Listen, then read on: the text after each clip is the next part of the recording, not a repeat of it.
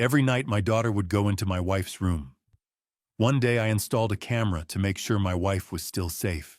But when I opened the footage and saw the truth, I was so shocked I couldn't breathe. There was no blood, no sound. The video played in silence, and in that silence, I felt that my family was no longer a family. Hello everyone, welcome to today's story. Before we begin, tell me where you're watching from and whether you've ever questioned the silence in your own home. Don't forget to like and subscribe. This is a fictional story with added details for deeper, meaningful, and enriching experience. They say a building is only as strong as its foundation, but standing 50 stories above Minneapolis, I realized I'd spent 30 years building steel monuments, while my own home was rotting from the inside out. My name is Thane Garrison, a 55-year-old senior project manager who spent 30 years building the skyline of Minneapolis, never suspecting that the most dangerous structural failure was happening inside my own home. My life has been measured in blueprints, load-bearing capacities, and the cold, unyielding precision of architectural-grade steel. My professional portfolio is worth $28 million, a figure built on the fact that I never missed a measurement and never tolerated a flaw. But as I leaned against the glass of the observation deck, the cold wind at 50 stories whistling through the seams of the newly installed panels, I felt a tremor that had nothing to do with the wind load. For over a decade, I have been a ghost in my own life, a man who knows the thread counts of the Ritz-Carlton sheets better than the pattern of his own bedspread. I have spent more time in hotel rooms than in my own bed, sacrificing the warmth of a dinner table for the sterile efficiency of a construction site office. I convinced myself that the $28 million was a shield, a structural reinforcement for the family I left behind in Edina. I told myself that my wife Alara understood the cost of the Garrison legacy, and that my daughter Leonie was proud of the towers her father raised. I believed that as long as the money kept flowing and the foundations remained level, the inhabitants of my life were safe and satisfied. I was a master builder after all. I knew how to manage stress, how to compensate for shifting soil, and how to ensure that everything stayed upright. Have you ever looked at a finished structure and wondered which brick would be the first to fail? I should have asked that about my own daughter. Looking out over the city, the smell of ozone and wet concrete from a nearby pouring site filled my lungs, a scent that usually brought me a sense of peace. Now it just felt heavy. I checked the gold watch on my wrist, a heavy $26,000 weight that felt like a shackle today. I was wrapping up a grueling 3-week stint on a Denver skyscraper project, my mind already drifting toward the flight home.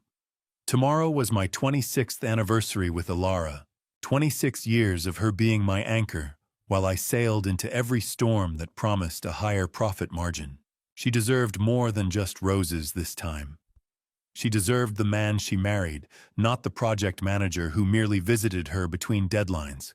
I had bought a luxury sapphire necklace in Denver, a piece of jewelry that cost more than most people's homes, convinced that this shimmering blue stone would somehow make up for the thousands of hours I'd been absent. I checked my phone for the 3rd time in an hour. Lainey had sent a short text earlier saying everything was fine at home, but her voice had sounded different on our last call. There was a brittleness to her tone, a lack of the usual warmth that I'd attributed to her just being busy. I pushed the doubt aside, trusting in the stability of the house I'd built. Then the phone buzzed. A ghost in my pocket. It was a notification for a missed call and a voicemail from Alara's phone recorded at 3 in the morning the previous night. My thumb hovered over the screen, the static hiss of a low-quality recording already playing in my mind before I even hit the button. I hadn't heard the phone ring in my hotel room. When the message started, there was no greeting, no anniversary wish, just a hollow silence followed by the sound of muffled, desperate crying. My heart hammered against my ribs, a rhythmic thumping that sounded like a piledriver on a hollow site. Behind the sobbing, there was a voice, a low, flat stranger's voice that didn't belong in my house while I was gone. It was barely a whisper, a sound that made the hair on my neck stand up. I played the message again, straining to hear the voice in the background, a voice that didn't belong in my house while I was gone. The wheels of the Gulf Stream slammed onto the tarmac with a violence that matched the storm in my chest, every second of the taxi to the terminal feeling like an hour stolen from Alara's life. I didn't wait for the stairs to fully settle before I was out of the cabin, the crisp Minnesota air biting at my lungs. Jerry, my driver, was standing by the black SUV, but I didn't give him a chance to open the door. "I don't have time for the scenic route, Jerry. Give me the keys," I said, my voice like a serrated blade. He didn't argue. He saw the fire in my eyes and handed over the fob.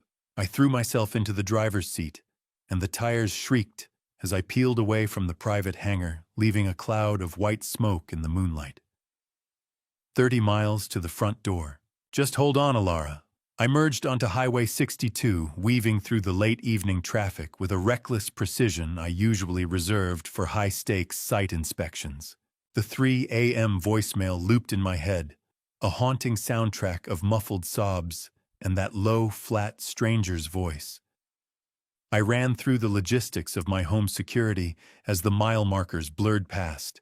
I had spent a fortune on motion sensors and reinforced glass, but I realized with a sickening jolt that I'd left too much trust in the hands of others. I had built a fortress, but I was beginning to fear I had locked my wife inside it with a ghost. You spend your life building walls to keep the world out, but you never think about what happens when the poison is already inside the room. I turned into the gated community in Adina, the SUV bumping over the curb as I accelerated toward our property.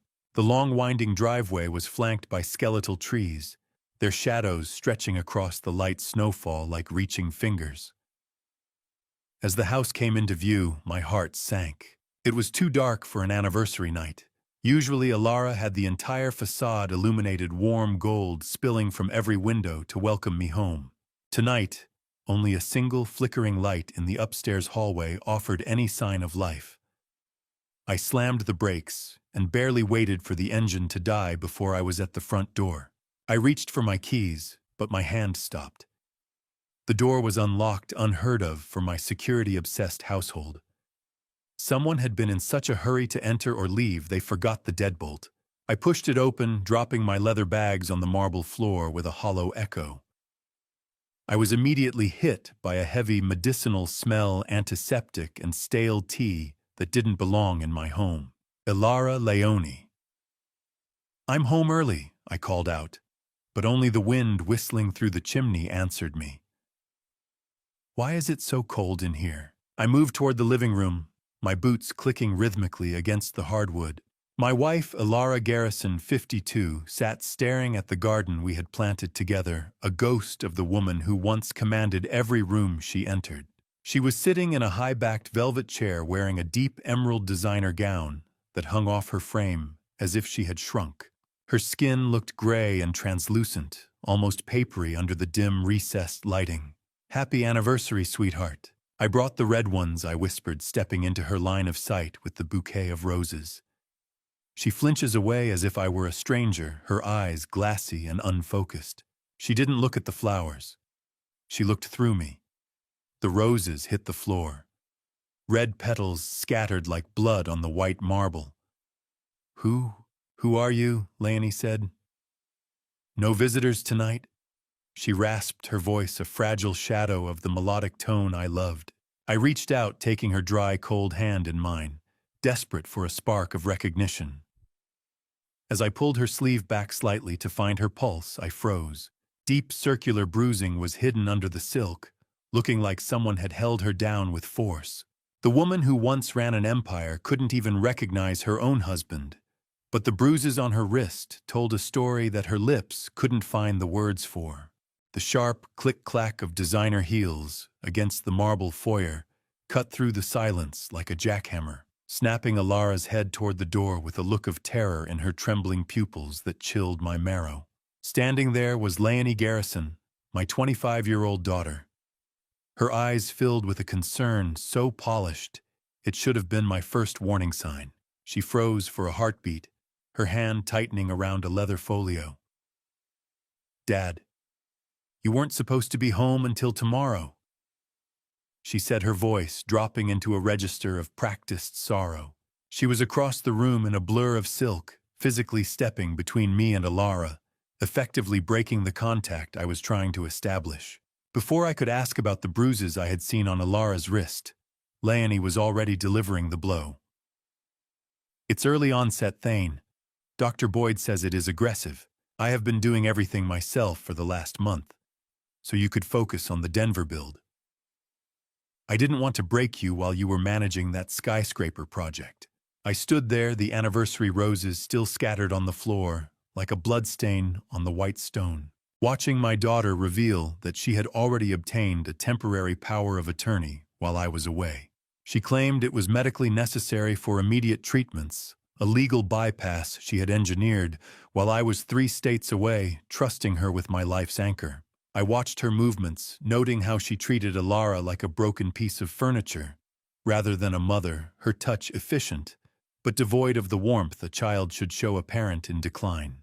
Have you ever seen a structure that looks perfect on the outside, but your gut tells you the load-bearing walls are made of cardboard? That was my daughter's voice. She produced a thick folder, the crinkle of medical-grade paper filling the room, as she showed me pills and schedules. She dismissed the bruises I saw as simple clumsiness, from a loss of motor control, a side effect of the aggressive decline.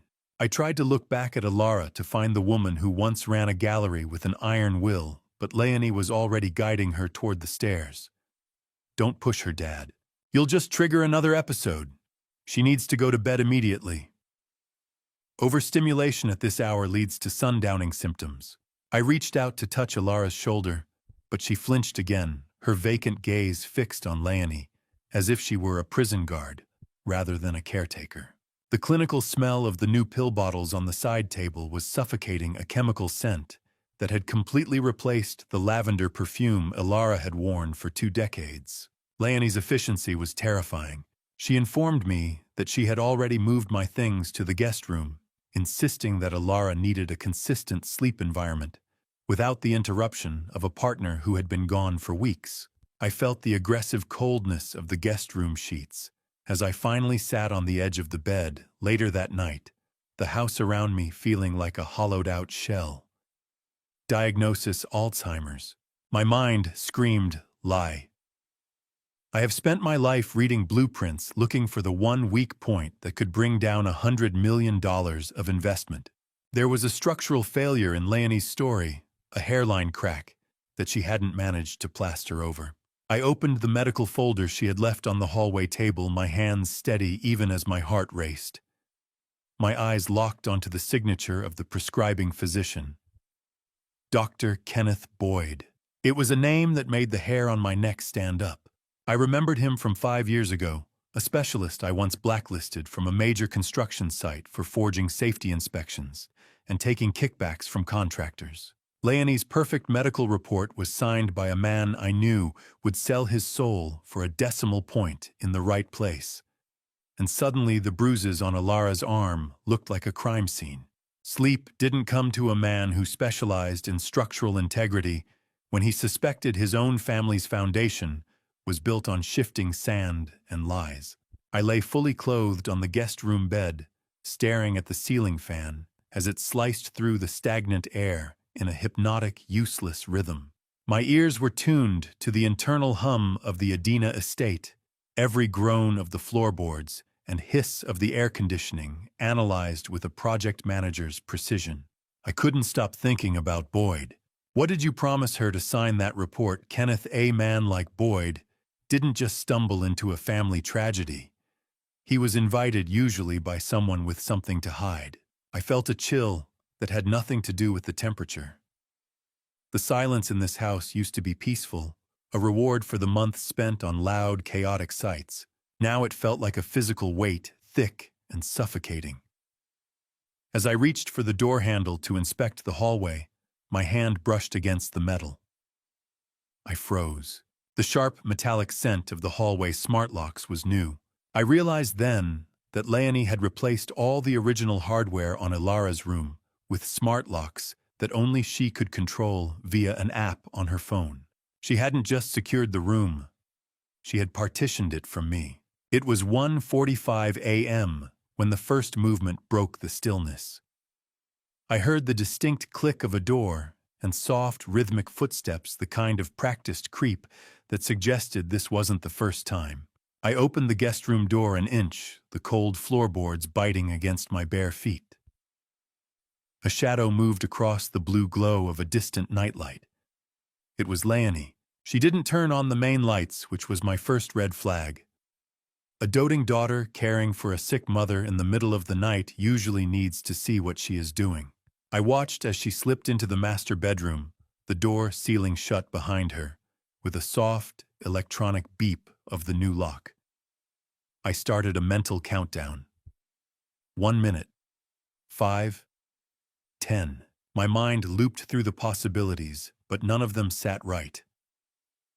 20 minutes. What could she be doing in there for 20 minutes in total darkness? Move Thane. See for yourself. Do you know what it feels like to realize the person you'd take a bullet for is the one pulling the trigger? I crept down the hall, my heart a dull hammer against my ribs, until I was standing right outside the door that used to lead to my sanctuary. I waited. The silence from behind the door was worse than any noise could have been. Finally, 40 minutes after she entered, the latch clicked. Leonie emerged, nearly jumping out of her skin, as she saw me standing in the hallway shadows. Her doting daughter persona vanished instantly, the grief-stricken mask replaced by a sharp, defensive hostility. "What were you doing in there for 40 minutes, Leonie?" I asked, my voice a low, analytical rasp. She didn't even blink. She stepped toward me, her face inches from mine, assisting with an accident Thane. Something you wouldn't know anything about since you were too busy building towers in Denver to care about your wife's dignity. Her eyes, they weren't blue anymore. They were cold, hard steel, reflecting a version of my daughter I didn't recognize. She wasn't finished. Before I could demand to see Alara, she pulled a folded paper from the pocket of her robe, a pre-signed medical directive. This states that your presence distresses the patient in her current state. She whispered, her voice like sandpaper. If you interfere again, or try to force your way into that room, I have the legal authority to have you removed from this house tonight. I looked at the paper, then at the girl I'd raised, and realized I was standing on a site that had already collapsed. She wasn't just taking care of her mother. She was building a cage, and she just handed me the eviction notice for my own life. I waited until the soft click of Leonie's door signaled she'd finally retired before I crept into the kitchen, my heart hammering against my ribs like a trapped bird as I began to sift through the remains of our family's life in the trash. The silence of the house was absolute, yet it shrieked with the weight of the secrets I was unearthing. I pulled the heavy plastic trash bags from the bin, the rustle echoing in the cavernous room like thunder. My hands, usually steady enough to calibrate a laser level, trembled as I encountered the smell of stale coffee grounds and sour milk. Digging deeper, I found a receipt for a high-end document shredder purchased the very day I left for Denver, a detail that sat in my gut like lead. Leonie was systematically destroying something, records, memories, perhaps evidence. Then, buried beneath a pile of junk mail, I found a crumpled notice from a high-stakes underground casino. It was a collection demand for a $150,000 personal loan. $150,000. My daughter, the girl I had provided everything for, was bleeding money into a void. Beside the notice lay 3 empty glass vials. They weren't the Alzheimer's medication Leonie had shown me. They were a powerful sedative, the cold, sticky residue on the glass clinging to my skin like a curse. This wasn't healthcare. This was a chemical leash. You think you know your own flesh and blood until you find their name on a debt note that costs more than a human life. The realization that my daughter was financing a gambling addiction with her mother's vitality turned my stomach into a knot of cold fury. I sat on the kitchen floor until the first gray streaks of dawn bled through the windows, feeling more like a scavenger than a master builder. By 8 o'clock, I was in the breakfast nook, watching Alara try to eat. The rattle of a silver spoon against a china bowl was the only sound in the room. Her hands, once capable of restoring delicate oil paintings, were now trembling, blue-veined things that couldn't even manage a mouthful of oatmeal. She was falling apart at a rate that defied any natural logic. People don't just disappear while they're still breathing. Leonie, I said, my voice thick with suppressed rage. Leonie didn't even look up from her tablet, her clinical efficiency, as she wiped a spill from Alara's chin, making my skin crawl. "It's a degenerative condition, Dad," she replied with that sharp, brittle tone. "Maybe if you'd been here you wouldn't be so surprised." She spoke as if Alara were a faulty appliance, an inconvenience to be managed, rather than a woman to be loved. I couldn't stay in that room. I needed to see Alara in the sun, away from the medicinal gloom of the house. I helped her into the garden, her body feeling as light and fragile as balsa wood. We had only taken a few steps across the manicured lawn when her muscles simply gave out. She collapsed against me, a dead weight that I barely managed to catch. Alara wasn't just sick. She was a skyscraper whose support beams were being sawn through in the dark. I lowered her onto a stone bench, looking into her eyes. For a split second, the fog cleared. "Thane," she whispered, her voice a ghost of a rasp. "Make it stop. Please." The clarity broke my heart into 1,000 jagged pieces. "I'm going to fix this, Alara. I promise." As I gathered her into my arms to carry her back inside, my hand brushed against the hem of her designer gown. I felt something small and hard hidden in the stitching. I reached in and pulled out a miniature digital recorder. It had been crushed, the plastic casing splintered, and the internal chip snapped with deliberate force. Alara had tried to record someone, and it had been found and destroyed, leaving her with nothing but the bruises on her soul. I adjusted my tie in the reflection of the clinic's glass doors, smoothing out the rage that threatened to crack my professional veneer before I stepped inside to confront the man who had signed my wife's mental death warrant. The antiseptic sting of the clinic air hit me instantly, a sharp chemical contrast to the smell of wood smoke and autumn I'd left outside. I walked across the linoleum, the squeak of my rubber soles echoing like a warning. A cold, efficient receptionist tried to block my path, her eyes fixed on a digital monitor. "Mr. Garrison, you can't just walk back there," she said, her voice a flat monotone. "The doctor is with a patient." I didn't stop. "I'm not here for an appointment. I'm here for the truth. Get Boyd out here," I replied, leaning over her desk just enough to let her see the authority I'd honed on 40 construction sites. I reminded her that I was the primary health insurance holder and the legal spouse. I scanned the layout while she scrambled to make a call. The place didn't feel like a neurological center.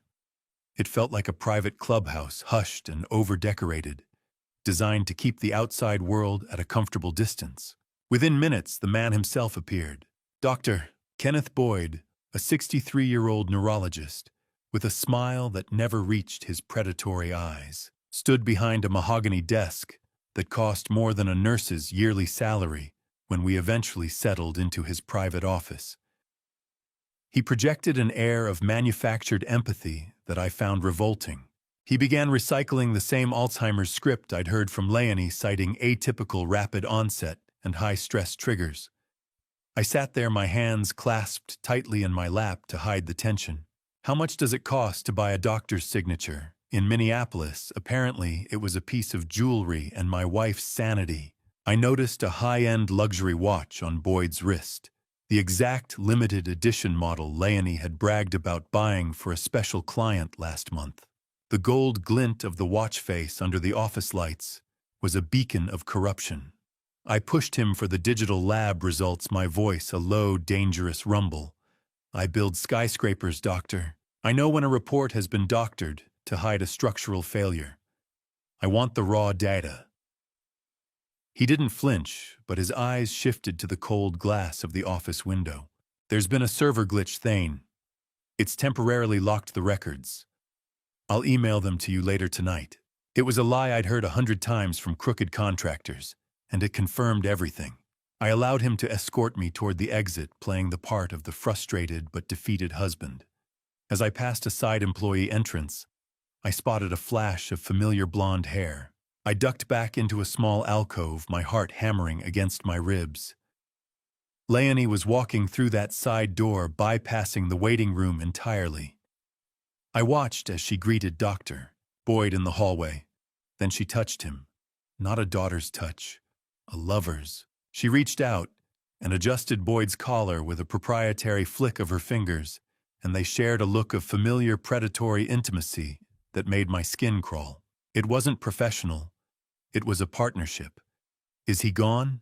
Did he buy it? I heard her whisper the hush of their conspiracy carrying clearly in the quiet corridor. Boyd chuckled, a sound like dry leaves skittering on pavement. He's suspicious, Leonie. We need to accelerate the timeline.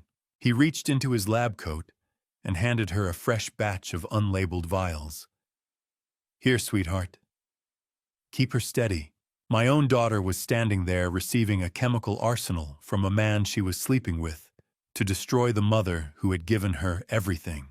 Seeing my daughter's hand on that man's chest made my stomach turn, but it gave me the one thing I needed: a target for the cameras I was about to install. I sat in the silence of my SUV, the Minneapolis skyline, taunting me with its orderly beauty, while I calculated the cost of turning my own home into a high-stakes interrogation room. The image of Leonie's hand on Dr. Boyd's chest was burned into my retinas like a welding flash, a jagged white scar on my memory that refused to fade. I gripped the steering wheel until the leather groaned, forcing my breathing into the rhythmic, shallow pattern I used when a site inspection went south. My daughter was no longer just a doting caretaker.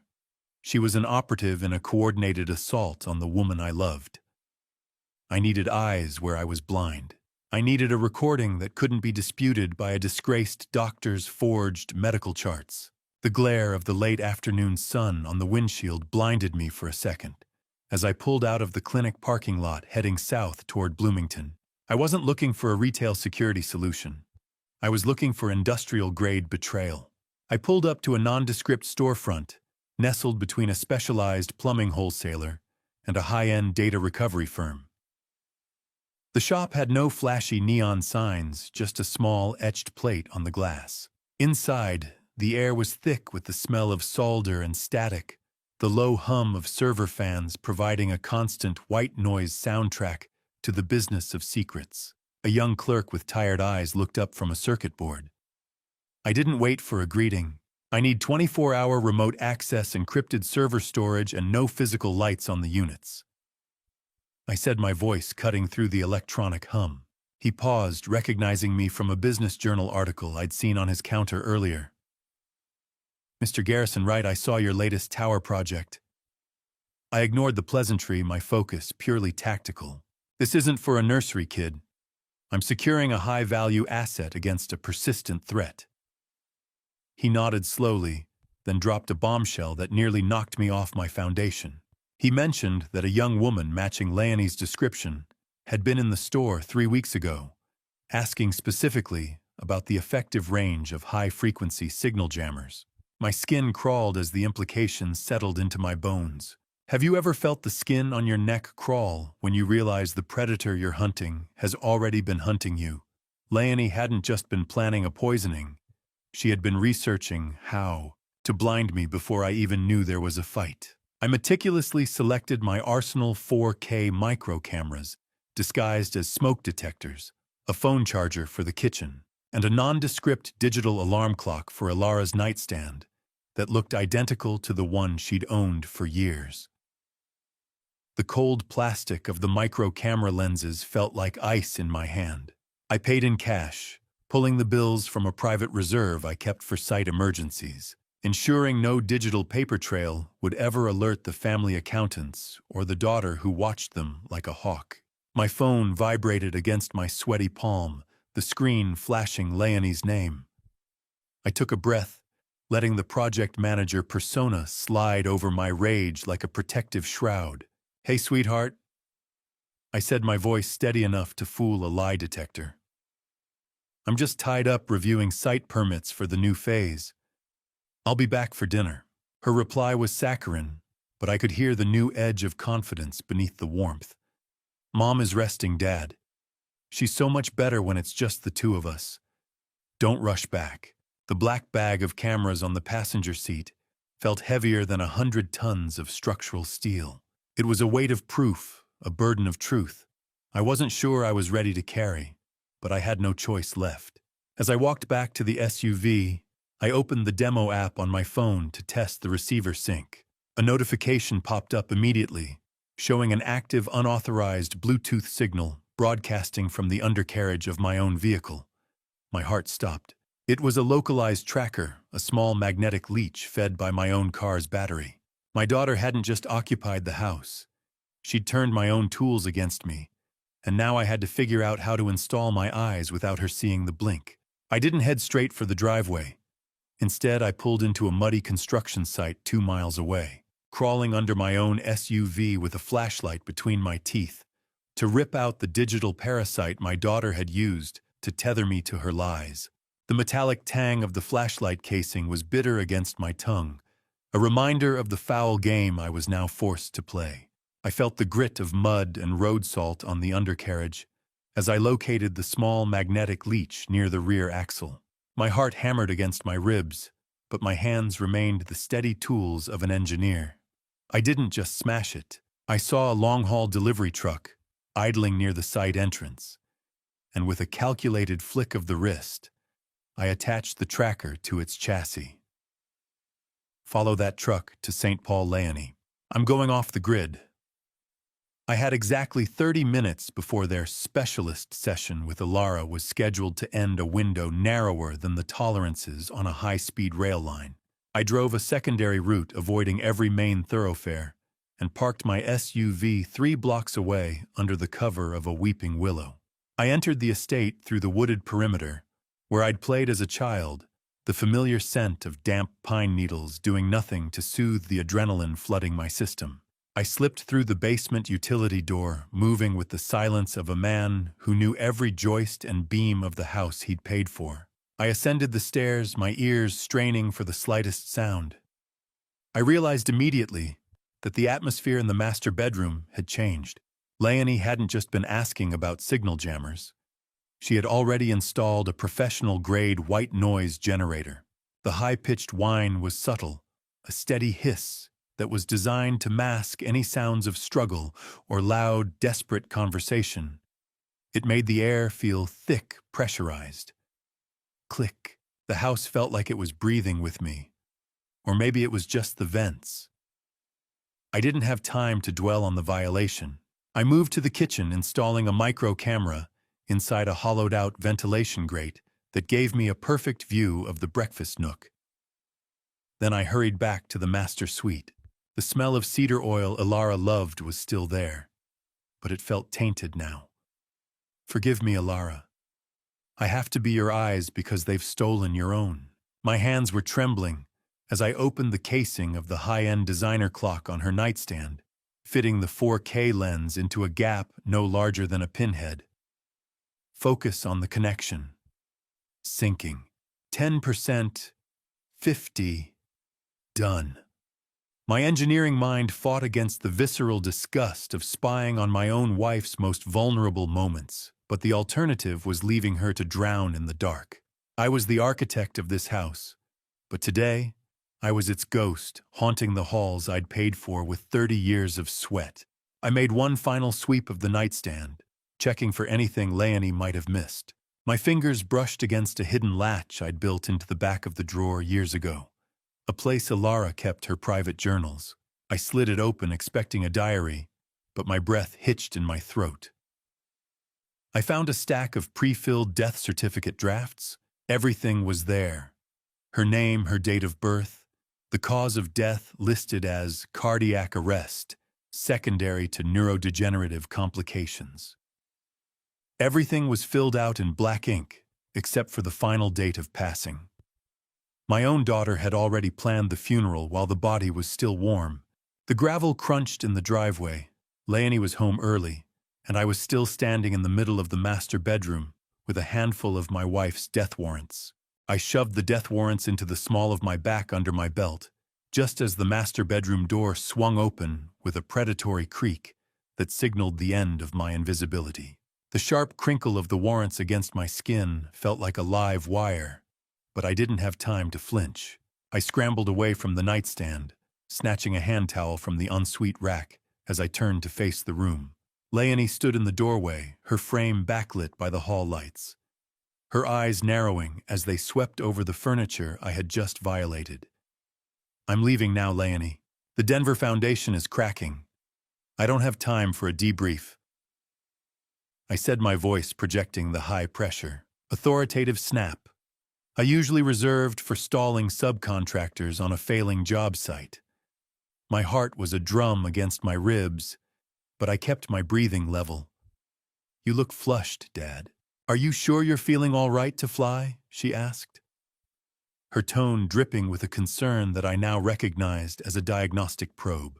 I brushed past her, the smell of her expensive floral perfume cloying in the small space. "I'm fine. I just need to get this build back on schedule." I made a show of checking a fake notification on my phone, muttering about site permits, to keep her eyes off the newly installed camera hidden in the clock. I realized then that I wasn't just leaving for a business trip. I was leaving a battlefield. Leonie had already mentioned a specialized private estate cleaning service arriving the day after tomorrow. A crew I knew from my work was usually booked to scrub a home after a resident passed away. The blueprint was finished. She was just waiting for the concrete to set. The next morning, the performance reached its final act on the front porch. I stood in the doorway, putting on the mask of a doting father and a weary husband for the benefit of whatever trackers Leonie still had active. I bent down to kiss Alara goodbye, feeling the unnatural coldness of her skin and the frantic, shallow pulse in her wrist.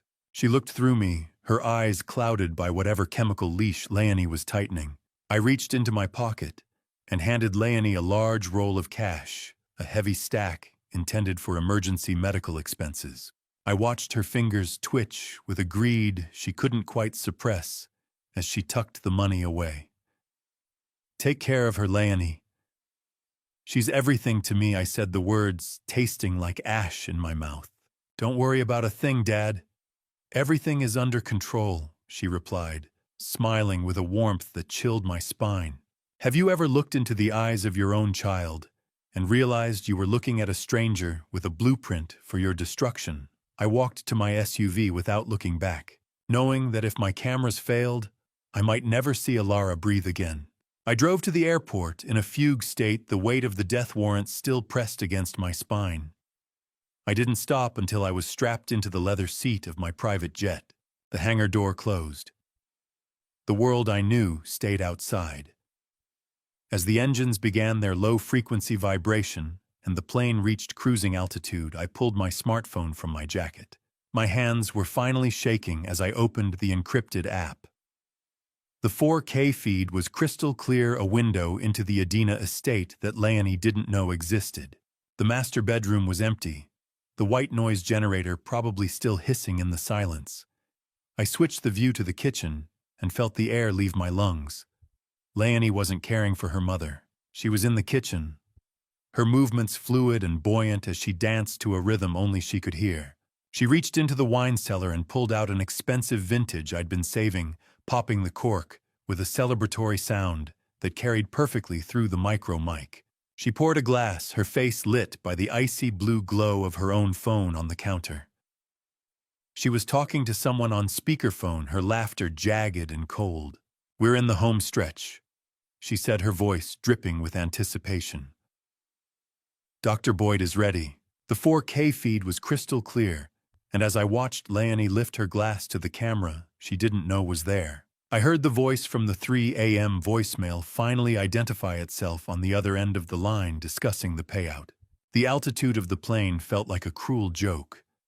I was closer to heaven than ever, yet I was staring into the very pit of hell through a 4-inch glass screen. I gripped the armrests of my seat in the darkened cabin, the thin metallic hiss of the oxygen system sounding like a long, drawn-out sigh of despair. On the tablet propped on my tray table, the 4K feed was so sharp it felt like I could reach out and touch the marble countertops of my own kitchen.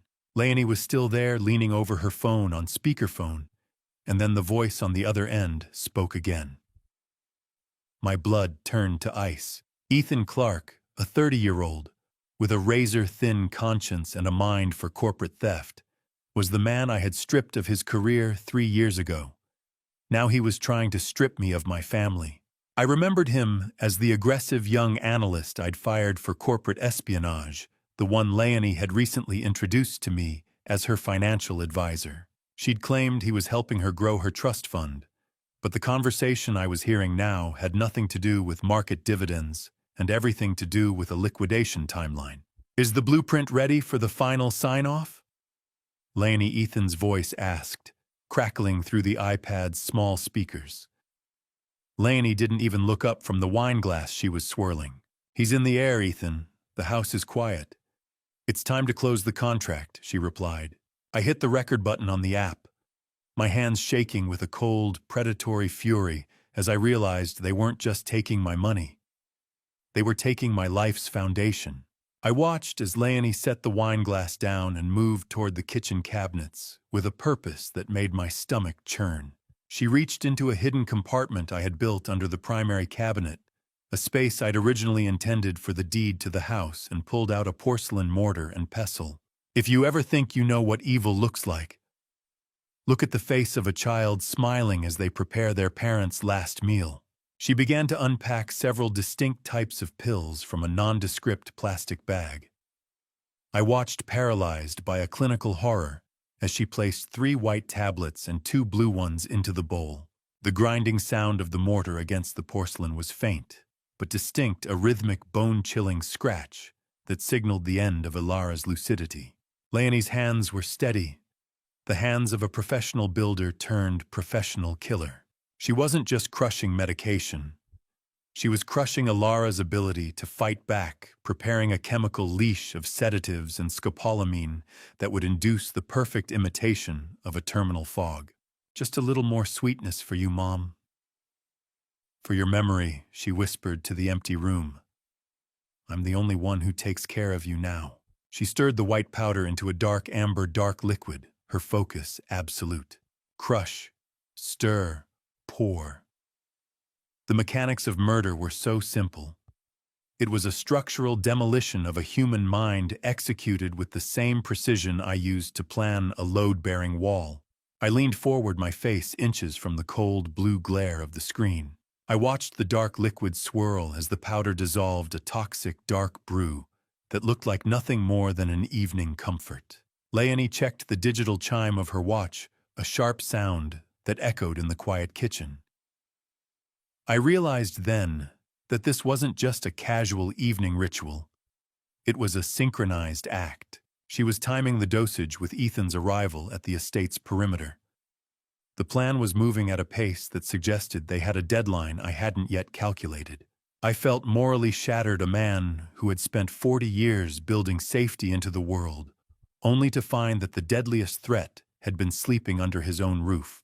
Leonie picked up the tray, arranging the cup and a small plate of crackers with a doting care that made me want to scream. She turned toward the master bedroom, the steam from the toxic brew rising like a ghost between her and the woman I loved. I gripped the armrests of my seat so hard, the leather groaned, watching through a 4K lens as Leonie pushed open the master bedroom door, the steam from that poisonous tea curling around her like a shroud. On the screen of my tablet, the image was so clear it felt like a physical violation of the space I had built for Ilara. I saw my wife lying back against the pillows, her movements slow and thick, her eyes already swimming in a chemical haze. Leonie didn't hesitate. She sat on the edge of the bed and forced a dazed Ilara to sit up, holding the porcelain cup to her lips with a tenderness that was more terrifying than a blade. Ilara tried to resist, her hand trembling as she pushed weakly at the saucer. "It tastes wrong, Leonie. It's metallic. Where is Thane?" My wife whispered, her voice a fragile rasp that made my heart shatter. Leonie didn't miss a beat, her face a mask of doting concern as she leaned in closer. "Drink it all, Mom. It's just a new honey blend the doctor sent over. You know how the episodes get when you skip your medicine. You're just confused again. I watched as Leonie revealed that she had been intercepting my calls for months, using a voice cloning app to convince Ilara that I was too busy with the Denver build to speak with her. She was erasing me from Ilara's mind, while poisoning her body a double-layered demolition that left me reeling in the cabin of the jet. I watched my wife's final moments of lucidity slip away as she drained the cup. The sedatives were aggressive, and within minutes, Ilara's drug-heavy eyelids began to flutter her head, eventually lolling back against the pillows as her breathing became a shallow, ragged ghost of its former self. Leonie stood over her for a moment, her eyes cold and clinical, before she adjusted the white noise generator. The faint, rhythmic hiss of the machine filled the silence of the room, masking the sounds of the house. Ilara wasn't a person to them anymore. She was just a structural obstacle, a piece of old timber that needed to be cleared for the new build. I sat paralyzed 30,000 feet in the air, watching as a shadow moved across the bedroom floor. Ethan Clark entered the frame through the master balcony doors, his boots making no sound on the heavy rug. He didn't even look at Ilara. His first move was toward the vanity to review a stack of legal documents. They spoke openly now, their voices picked up with terrifying clarity by the micro camera I'd hidden in the clock. "Is she out?" Ethan asked, his voice a flat corporate drone. "We don't have time for her to be confused anymore." Leonie checked Ilara's pulse with a detached efficiency. "The scopolamine is doing its job. She won't remember a thing even if she wakes up," she replied. I felt a cold, lethal focus settle over me, my mind already calculating the logistics of the response I would launch as soon as I touched the ground. How do you sit still in a metal tube at 30,000 feet while a man you once fired discusses the exact date of your wife's funeral? I watched Ethan reach into his jacket and pull out a sterile plastic case. He withdrew a syringe, the light reflecting off the cold, sterile glint of the needle. He explained that the natural stroke would be triggered by an air embolism, a clean, untraceable kill scheduled for the following Tuesday, when the cleaning crew was already booked to scrub the evidence away. He tapped the needle of the syringe, the light reflecting off the deadly bubble of air inside, as he looked at his watch and whispered, 10 days, Leonie. 10 days until we're worth 28 million. I stared at the screen at the bubble that represented the end of my world, and my finger hovered over the satellite phone on the console. The game had changed from surveillance to survival. My thumb hovered over the dial pad of the satellite phone, my vision blurring as I watched that bubble of air in Ethan's syringe, a tiny, translucent executioner waiting for a Tuesday that I was going to make sure never arrived. The leather armrest of my seat felt unnaturally cold against my palm. I was 30,000 feet over Nebraska, trapped in a metal tube, but the digital clarity of the 4K feed made me feel as though I were standing right there in the Adina bedroom, close enough to smell the Earl Grey and the betrayal. I didn't hesitate. I punched in a number I hadn't dialed in 5 years, the plastic click of the satellite phone buttons echoing in the quiet cabin like a countdown. Agent Christine Parker, a 43-year-old federal investigator with a voice like sharpened flint, was the woman who had helped me dismantle a billion-dollar kickback scheme 5 years ago. When she answered, I didn't offer a greeting. "Christine, it's Thane Garrison," I said, my voice as hard as the steel beams I used to inspect. "I'm sending you a link and encrypted credentials. Look at the master bedroom feed immediately." The line crackled for a heartbeat before her professional mask fell away. "I see it, Thane." My God. Is that a sedative cocktail or something worse? It was the moment the floor gave way. Agent Parker revealed that the FBI already had an open file on Ethan Clark for an unrelated offshore money laundering scheme, meaning my evidence was the final piece they needed for a no-knock federal warrant. The predator I was hunting was already on their radar. I had just provided the target acquisition. In construction, you have a contingency for a failed beam or a late shipment. But how do you plan for the moment your own daughter becomes the demolition crew? I stared at the jittery reflection of the phone screen in the jet window, the metallic smell of recycled air filling my lungs. I explained the history of Ethan Clark and the medical fraud involving Dr. Boyd, emphasizing that this wasn't just a family dispute, but a coordinated capital crime aimed at my wife's life and our estate. Agent Parker's tone shifted into a calculated coldness that I recognized and welcomed. She confirmed that the scopolamine and the documented threat of the air embolism moved this into federal jurisdiction. We need a ghost extraction. I told her, my mind already drafting a tactical blueprint. If Leonie sees a siren, she'll empty that syringe before you hit the driveway. I provided her with the structural details of my home, the reinforced doors, the silent alarms, and the entry points Leonie didn't know I still monitored. I knew every joist and crawl space of that estate. I had built it to be a sanctuary, and now I was giving the FBI the map to invade it. The line crackled. Parker's voice turned to ice. We're taking the house, Thane. She began coordinating with a specialized tactical medical team in Minneapolis, ensuring they would be ready to move the moment I landed.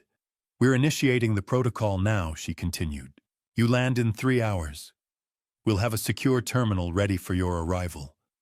I gripped the phone, my knuckles white as the hum of the jet's ventilation seemed to grow louder in the silence. Through the speakers, Leonie's voice drifted again, a hollow sound that didn't belong to the daughter I'd raised. She was discussing the service at the crematorium with Ethan, her words casual and cold. She planned to have Lara cremated immediately following the stroke to destroy any toxicological evidence of the scopolamine. The realization that they had thought of everything, the medical diagnosis, the forged documents, the disposal of the body, made me realize I wasn't just flying home for an anniversary. I was flying into a war zone. I closed my eyes, the coldness of the leather seat seeping into my skin, and prepared for the demolition of the life I had built. I didn't give Leonie the chance to bridge the gap. I moved with the explosive force of a controlled demolition, twisting the steak knife from her hand before her sociopathic brain could even register my presence. She let out a sharp, indignant yelp, but I ignored her, passing the blade to Beckett and leaving him to keep Leonie and Ethan pinned against the stainless steel cabinets of the kitchen. My focus was upstairs, drawn by that weak, rhythmic coughing that signaled the structural failure of my wife's health. I sprinted up the oak staircase, the sounds of the struggle in the kitchen fading behind me. When I reached the master suite, I found the door locked from the outside, a physical manifestation of the cage Leonie had built to keep her mother contained. I didn't reach for my keys. I took a sharp intake of breath, braced my shoulder, and utilized 30 years of knowing exactly where a frame was weakest to hit the door with everything I had. I felt the wood splinter and give way under my weight, the door swinging open to reveal a room that smelled of stale air and chemical decay. I found Alara in the darkness, her skin a sickly gray under the dim moonlight. I'm here, Alara. The builder is back. I whispered, my heart fracturing as I saw her vacant gaze. Thane, she rasped her voice, barely a thread. Is it? Finally Tuesday, I realized then that Leonie had even removed the smoke detectors in the room, stripping away every possible way for Alara to signal the outside world for help. Crash. The door gave way. The lie followed. I didn't waste a second. I pulled a heavy wool duvet from the foot of the bed and wrapped Alara's frail, shivering body in it, lifting her into my arms. I was stunned by how light she had become, as if her very essence had been hollowed out under Leonie's care. As I carried her back toward the stairs, the front doors of the estate were kicked open, and Agent Christine Parker led a flood of FBI agents into the foyer. The blinding blue and red strobe of the police lights outside cut through the house like a searchlight. Thane, we have the medical unit on the perimeter, Parker shouted over the chaos, her voice a steady anchor. I didn't stop to explain. I bypassed the agents who were already zip-tying Ethan in the kitchen, focused only on the frail woman in my arms. Medical, get the dialysis unit prepped now, I roared, as I crossed the threshold of my own house, heading for the ambulance idling in the driveway. Leonie was being led out by two officers. Her designer dress rumpled, still screaming at the top of her lungs about my absenteeism and my supposed mental instability. "Don't let them touch her. She's my mother." She shrieked, her face a mask of frantic animalistic greed. "You think a parent's love is unconditional? Try watching your child kill you for a bank balance and see how fast the conditions change." In the driveway, under the artificial glare of industrial floodlights, I signaled for the medical team to pause the gurney for a single moment as Leonie was led past. She was still spewing lies, her voice a jagged glass edge. I reached into my jacket and pulled out my tablet, the cold, digital glow of the screen illuminating the dark. I played the 4K still frame of Leonie meticulously crushing those pills into the tea, holding the evidence inches from her widening eyes, until she finally went silent. "Look at the screen, Leonie. This is the blueprint of your future. It's built of steel bars and concrete floors," I said, my voice as cold as a Minnesota winter. She stared at the image of her own betrayal, her lips trembling. I can explain. Ethan made me. She stammered, the doting daughter act finally disintegrating into a pathetic pile of excuses. As the officers pushed her toward the waiting cruiser, she screamed out that Dr. Boyd was already on a plane to a non-extradition country. I watched her go, knowing she was unaware that I had already coordinated with Agent Parker to intercept the doctor's flight path over the Atlantic. I watched the cruiser pull away, but as I turned back to the ambulance, Agent Parker whispered that the toxins in Alara's blood were even more complex than the initial labs suggested. My hand tightened on Alara's cold fingers as the sirens began to scream. The ambulance didn't just drive. It tore through the midnight streets of Edina, a streak of white and red fury that felt like the only thing keeping my wife's fading heartbeat from flatlining into the Minnesota frost.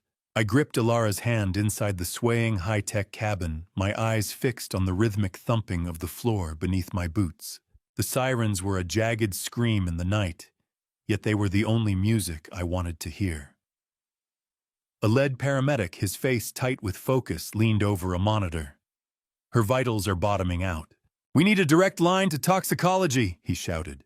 I learned right then that the ambulance Leonie had on standby for her planned Tuesday stroke wasn't a medical vehicle at all, but a private transport owned by one of Ethan Clark's shell companies. It had been a hearse in waiting. "Stay with me, Alara. I just got you back. Don't you dare leave me now," I whispered, though my voice was nearly lost in the metallic howl of the vehicle. I was haunted by the warning Agent Parker had whispered earlier. Complex toxins. I watched the paramedics struggle to stabilize Alara's plummeting blood pressure, and I realized that while I had won the physical battle at our home, the chemical war inside my wife's body was only just reaching its most lethal phase. You spend your life calculating the load-bearing capacity of steel, but nothing prepares you for the moment you have to calculate the survival odds of your own soul. The ambulance slid into the bay of a secure, undisclosed hospital floor, prepped by the FBI, the screech of gurney wheels on polished tiles echoing like a gunshot. The smell of ozone and industrial-grade disinfectant hit me as we moved through the flickering, fluorescent lights of the intake bay. I was abruptly barred from the emergency detox suite as a team of specialists took over. "Mr. Garrison, you need to step back. We are moving to full-body dialysis," a voice commanded. I stood in the hallway, pressed against the cold wall, watching through a small glass pane as they initiated a rapid sequence intubation. I watched them work on her, a flurry of blue scrubs and silver instruments, and the isolation felt heavier than any skyscraper I had ever raised. "Tell me she's going to wake up. Just tell me that," I begged a passing nurse. But she didn't even look up. The machinery hummed, the monitors beeped, and I was left with the silence that only exists in hospitals and morgues. Hours bled into the early morning before a doctor finally emerged. "Doctor," Elena Ortiz, a 50-year-old toxicologist with eyes that had seen the worst of human cruelty, gripped her clipboard like a shield as she approached me. Her face was a mask of exhausted professional concern. It wasn't just a poisoning thane.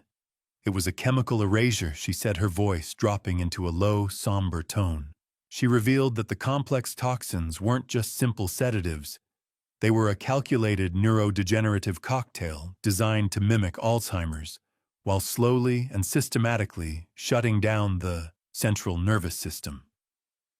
Ilara had been less than 72 hours away from a total system collapse.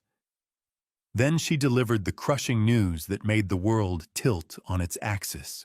The specific scopolamine concentration found in Ilara's system could only have been sourced from a high-security research facility, pointing to a much larger criminal network than just a rogue doctor and a greedy daughter. Even if we clear her blood, the mind we remember, it might not come back entirely, she whispered. I sat alone in the sterile waiting room, the cold, stale taste of hospital coffee like ash in my mouth. I sat on that plastic chair, the scent of antiseptic burning my throat, as I realized the $28 million wasn't just a payout for Leonie. It was the buy-in for something much darker. Agent Parker's heels clicked against the sterile tile with the rhythm of a firing squad as she walked toward me, her face illuminated by the cold blue glow of a laptop screen that held the price tag for my wife's life.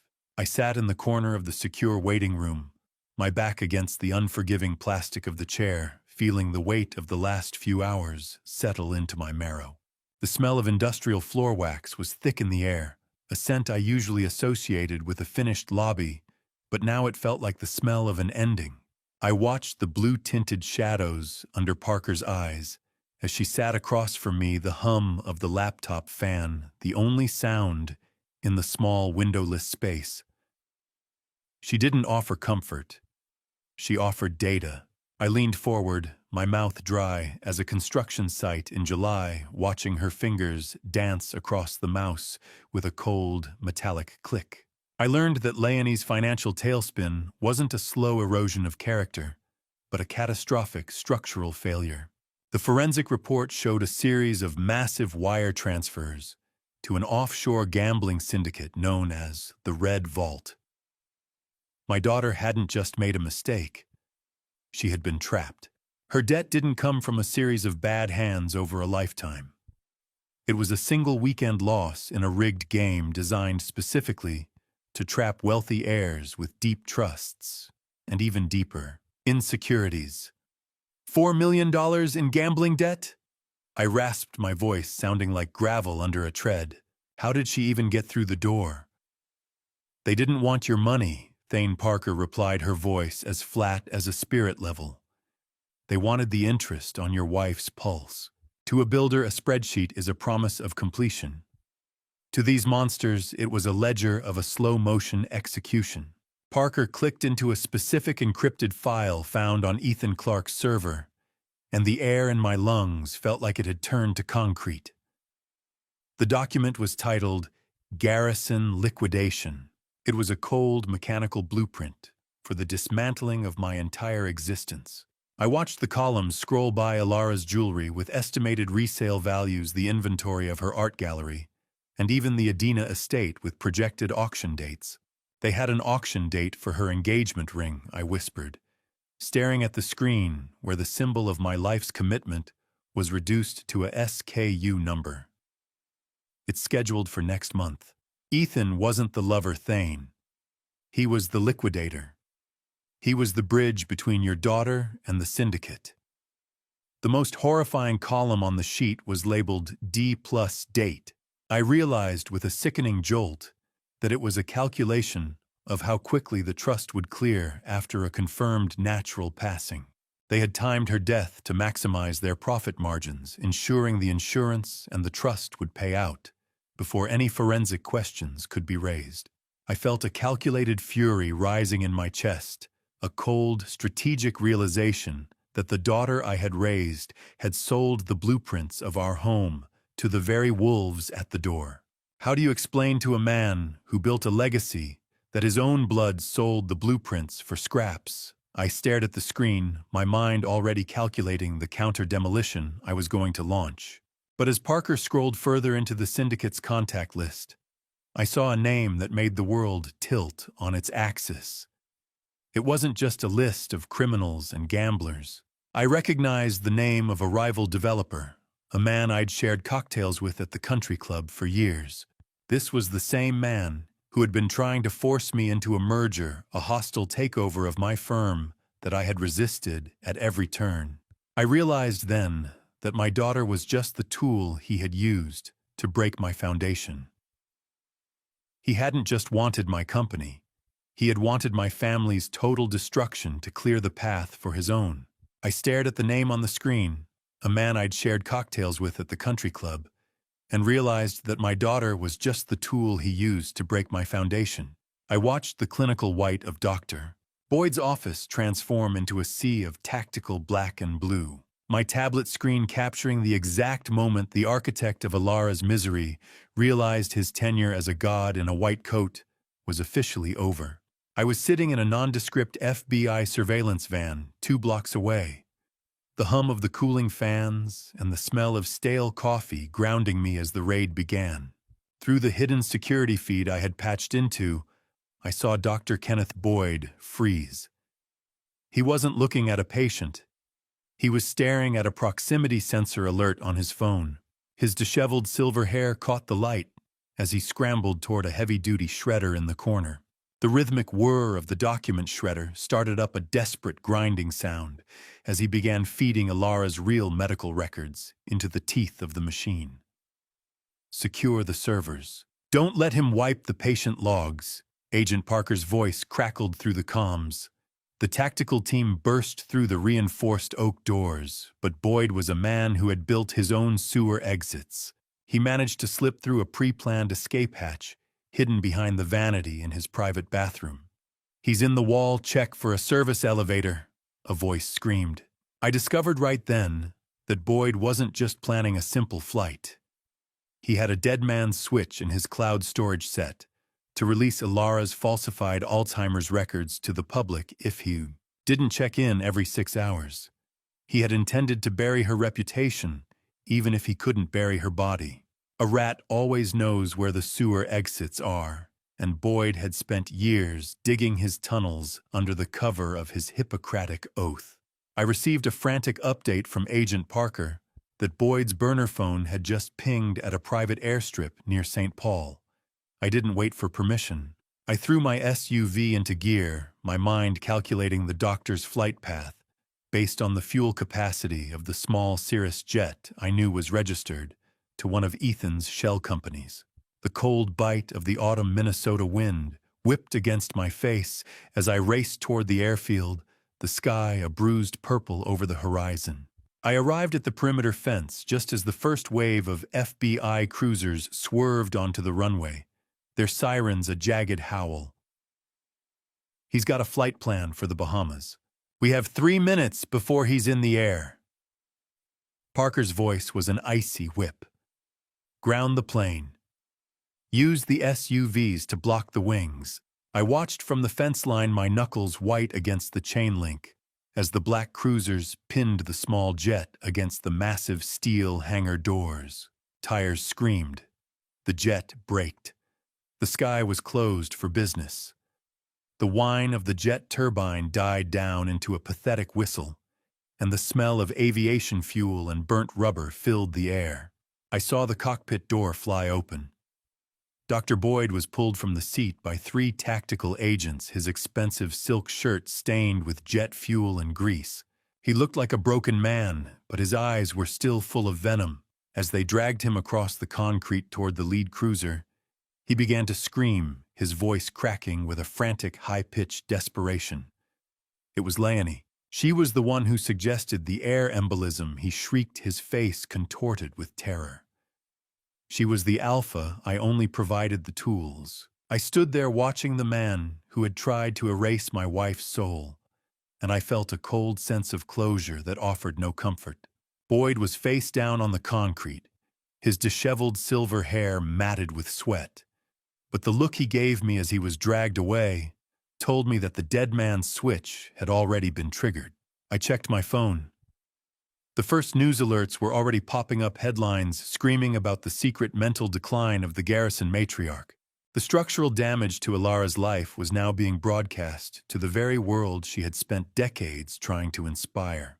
I didn't have time to celebrate Boyd's arrest. As I stepped back into Ilara's hospital room, my phone erupted with notifications. The dead man's switch had released a flood of falsified psychiatric reports to every major donor of our family foundation. The vibration in my pocket felt like a frantic mechanical heartbeat, a warning that the structural integrity of Ilara's reputation was being systematically demolished. I stood by the bed, the smell of ozone and disinfectant sharp in my nostrils, as Agent Parker and I reviewed the data dump.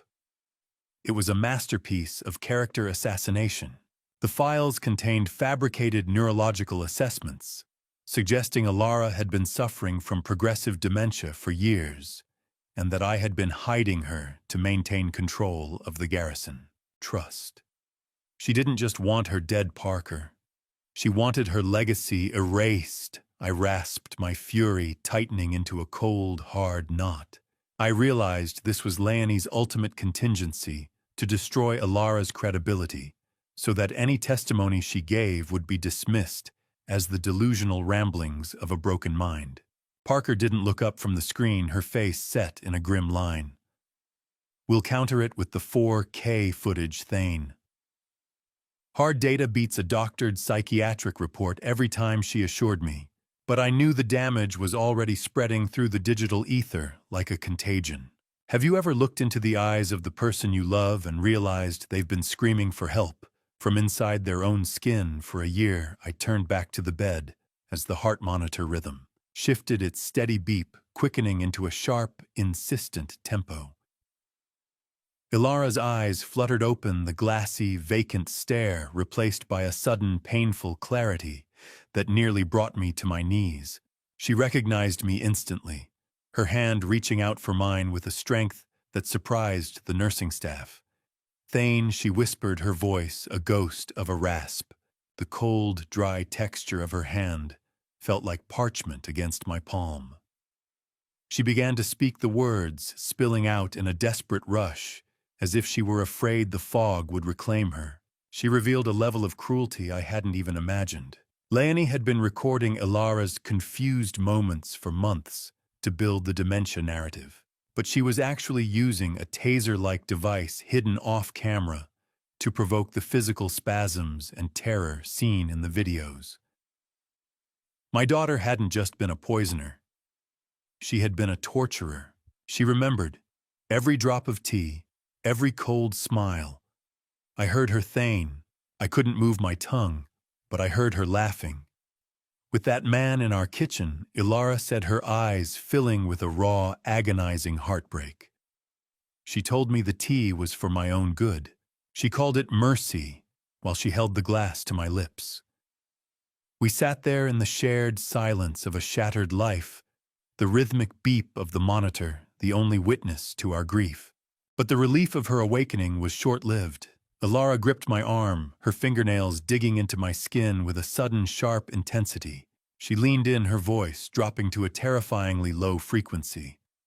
Leonie's final words before they took me away. She threatened me. She said if she went to jail, she had already arranged for a second team to finish the job here at the hospital. My blood turned to ice. The extraction hadn't been the end. It was just the midpoint of the demolition. Ilara looked toward the door, her pupils widening as a sharp, unfamiliar nurse's uniform flickered past the glass observation pane.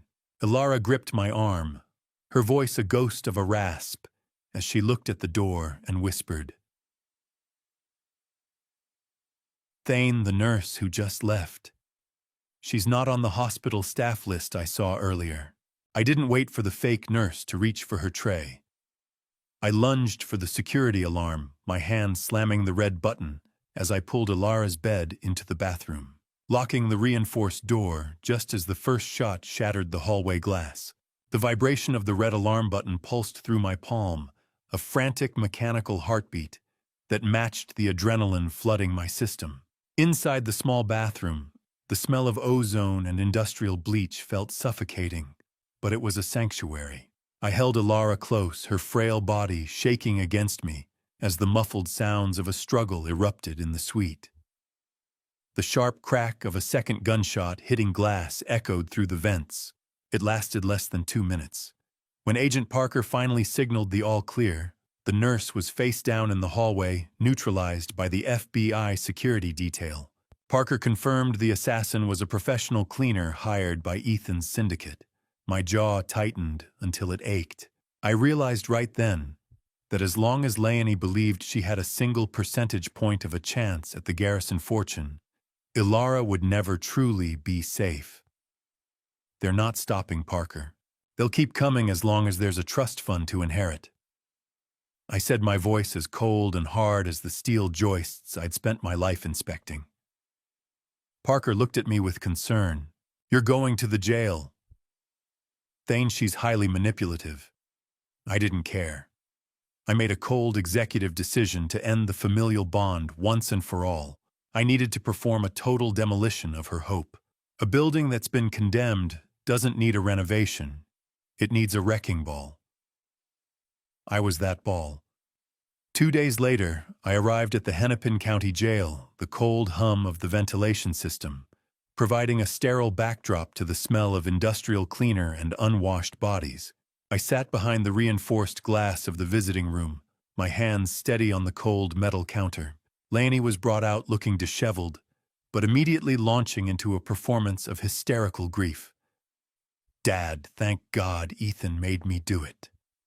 He threatened to kill me. She wailed, her eyes leaking tears that I now saw as nothing more than theatrical props. I remained silent, watching her facial micro-expressions, with the same scrutiny I used to inspect a failing steel joint under stress. I didn't see remorse. I saw a cornered predator calculating her next exit. I revealed to her that the security footage from the hospital didn't just catch the assassin, but recorded the very call she had made from a smuggled jail phone earlier that night, authorizing the hit. I'm not here as your father, Leonie. I'm here as the executor of a legacy you tried to bury, I told her, my voice devoid of any warmth. I slid a thick legal document against the glass, a total and irrevocable disinheritance, and a petition to the state to strip her of the Garrison surname. She stopped crying. The mask fell. The monster looked back at me. Her eyes narrowed, the blue turning to a flat, predatory gray. You can't do that, she hissed, her voice dropping the act. That money is mine by right. I looked at her, feeling a clinical detachment I hadn't known I possessed. I informed her then that the $28 million Garrison Trust had already been dissolved and moved into a protected charitable foundation for elder abuse victims. Her inheritance now had a literal value of 0. The foundation is ironclad, Leonie. You killed the daughter I loved, so I killed the future you wanted. She stared at the paper, the reality of her bankruptcy finally sinking in. She wasn't just losing her freedom. She was losing the prize she had sold her soul for. Leonie lunged at the glass, her fingernails screeching against the surface like an animal's, the sound piercing the quiet room. Her face was contorted with a desperate animalistic greed, her mouth opening to scream obscenities I refused to hear. I didn't flinch. I just stood up, adjusted my watch, and turned my back on her, leaving her to the silence of the cell she'd built for herself. The structural repair was finally complete, even if the building was now half empty. I didn't give Howard Barnes the courtesy of a phone call. I walked into his mahogany-lined office with the FBI as the vanguard, watching the color drain from his face like spilled grout as they began seizing the files that held the remains of my wife's stolen future. Howard Barnes, a 59-year-old estate lawyer with silver-cuffed sleeves and a reputation for ironclad trusts, looked like a man who had just watched his own foundation crumble in real time. He stood behind a desk that smelled of expensive leather and old paper, his hands trembling as he reached for a telephone he was never going to be allowed to use. I discovered right then that the rot went deeper than I'd feared. Howard hadn't just looked the other way. He had a secondary insurance policy on my own life taken out by Leonie, which would have tripled his payout if Alara's death had been followed by my own accidental suicide. I watched Agent Parker's team move through the space, their blue FBI windbreakers, a sharp clinical contrast against the warm mahogany walls. They uncovered a vault of falsified documents, including the original trust amendment Leonie had forced Alara to sign. It was already stamped and notarized by Barnes, despite the fact that Alara hadn't stepped foot in this building for over a year. "I've represented you for 20 years, Thane. You can't do this." Howard stammered, his voice cracking with the cold, metallic taste of fear. I leaned over his desk, my gaze level and unforgiving. "You didn't represent me, Howard. You represented the price of your own silence. How many years of friendship is a man's soul worth?" For Howard, the answer was $50,000 and a seat on a board that didn't exist. I watched as they hauled him out, realizing he had been laundering Leonie's gambling allowance through fake corporate expenses for years. He was the legal pillar that had allowed the poison to spread. As we exited the building, the air of downtown Minneapolis was thick with the blinding pop of camera flashes. The local news crews had arrived like vultures to a carcass, tipped off by the commotion of the raid. The Adina poisoning headline was already spreading like a structural fire through social media. I threw myself into the back of the SUV, the heavy door thudding shut, to provide a temporary barrier against the chaos. "Turn off the radio, Thane. It's a circus out there," Parker said, her voice tight as she climbed in beside me. I ignored her, staring at my phone as the first leaked images of Alara's gurney being carried out of our house appeared online. "They're calling her the silent heiress," I muttered, feeling a protective anger boil in my gut. They have no idea she was screaming the whole time. Our privacy wasn't just compromised. It was a casualty of the war Leonie had started. Flashbulbs. The sharks were in the water. We needed to move.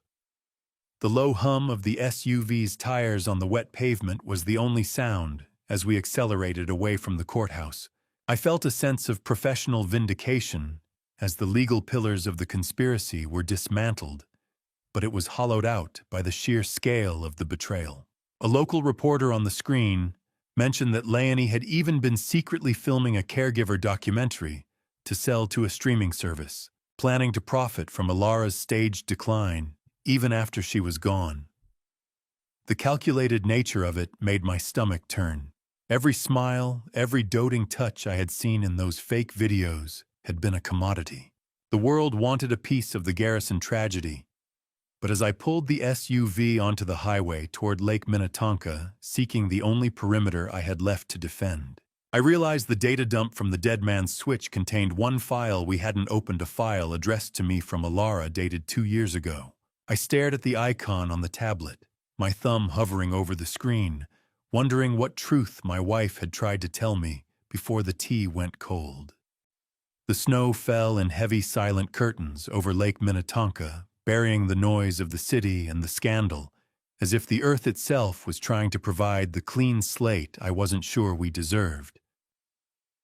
The heavy iron gates of the lake estate had swung shut weeks ago, locking the chaos of the world outside the Garrison perimeter. Inside, the only sound was the soft crackle of a library fire and the rhythmic ticking of a grandfather clock. I sat in a leather armchair, my fingers tracing the edge of the tablet that held the final piece of the wreckage. I finally opened the file Alara had written 2 years ago. It wasn't a clinical report or a legal threat.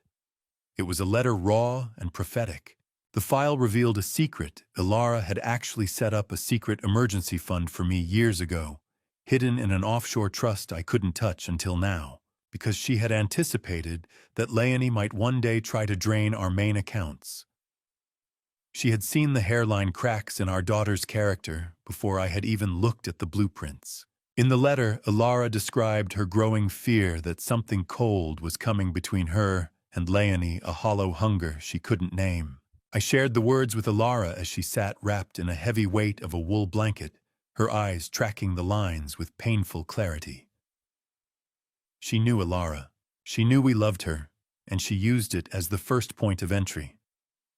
I said, my voice thick with cathartic sadness. I didn't want to tell you because I didn't want to believe my own blood could be so hollow, she whispered. We sat in the shared light of the library fire, finding necessary closure in the admission of our shared blindness. Can you ever truly burn a memory, or do you just learn to live with the smell of smoke? The question haunted me as I spent a crisp afternoon dragging a heavy cardboard box to the stone fire pit by the frozen lake. It was filled with the artifacts of a life that had been a lie. Leonie's academic awards, silver-framed photos, and the high-end clothes she had bought with stolen trust funds. Alara joined me, the bite of sub-zero air on her face, turning her cheeks a faint pink. She didn't hesitate. She held the match, her hand still possessing a slight tremor, and struck it against the stone. The match flared. The past caught fire. We watched as the silk and paper turned to black ash, the smell of burning silk and wood smoke rising into the darkening sky. It has to go, Alara. Every scrap of the lie, I said. She nodded, her gaze fixed on the orange sparks flying into a black sky. Let the wind take the rest of her. We have a winter to survive. We stood there until the flames died down to glowing embers, performing a structural necessity to clear the site for whatever new life we could manage to build from the debris. Christmas Eve arrived with a quietude I hadn't known in decades. There were no gala invitations, and no $28 million empire to defend. We spent the evening in the great room, the only light coming from the fireplace, and a few modest candles. Alara's hands still trembled when she held her mug of tea, but her eyes were bright and focused. Merry Christmas, Thane. We're still standing, she said. I realized then that the strongest structures aren't the ones that never crack. They're the ones that refuse to fall. As we sat there, my phone vibrated. It was a final text from Agent Parker. Leonie had refused all visitors in prison and had begun referring to herself by Ethan's last name, fully embracing her identity as a predator. I didn't show the message to Alara. We sat together as the last embers died out, the weight of the year finally lifting. But as I looked at the dark expanse of the lake, I knew that while the house was secure, the world would never look the same to the man who had seen the blueprint of his own daughter's hate. We were survivors looking toward an uncertain but shared future. The transition from the silence of Lake Minnetonka to the marble echo of the federal courthouse felt like stepping from a sanctuary back into a demolition zone. I gripped my briefcase, the leather cold against my palm, as I walked through the security scanners. The weight of the last year had finally begun to lift during the winter, but as the trial date for Leonie and Ethan Clark loomed, the pressure returned with the force of a hydraulic press. I had seen the blueprint of my daughter's hate, and now I was expected to watch the world dissect it. I entered the U.S. Attorney's office, where the smell of industrial carpet cleaner and old law books hung thick in the air. Marcus Thorne, a 48-year-old prosecutor with a razor-thin smile and a reputation for winning the cases that everyone else deemed too messy, looked at me with the eyes of a man who saw humans as nothing more than evidence points. He gestured for me to sit, but I remained standing, my gaze fixed on the mountain of evidence boxes stacked against the mahogany walls. I learned right then that the defense had successfully petitioned to have the 4K footage of the bitter tea suppressed on a technicality regarding the signal jammer's legality. It was a structural failure in our strategy I hadn't anticipated.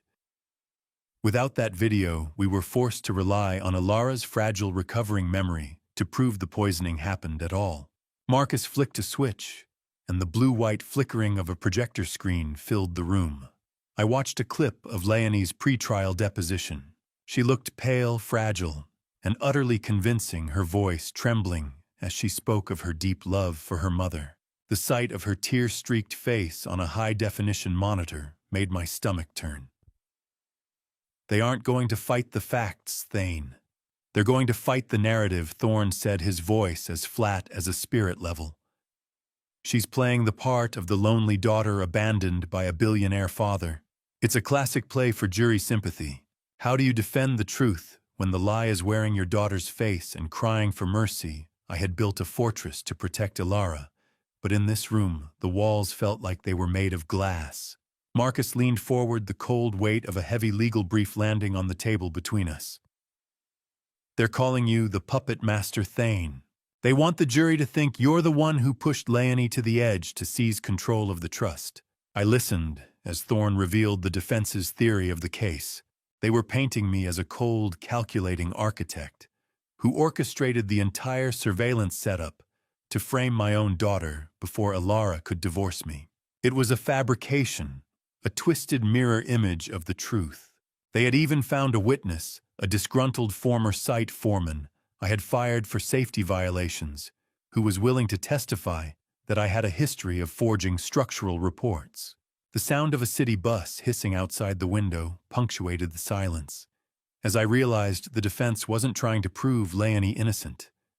They were trying to make me look just as guilty. I didn't build a 4K trap to frame her. I built a window into the hell she was creating. I growled, my righteous indignation boiling over.